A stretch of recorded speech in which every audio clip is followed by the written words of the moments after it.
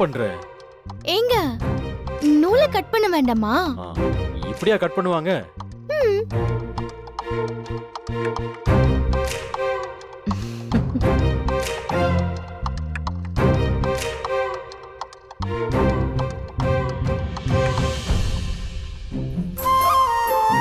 முடிஞ்சிருச்சு.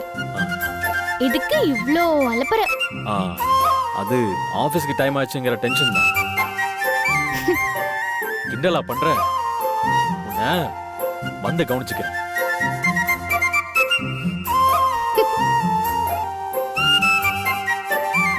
ரொமான்ஸ்ல இவருக்கு அ ஆ இ கூட தெரியாது போல இருக்கு.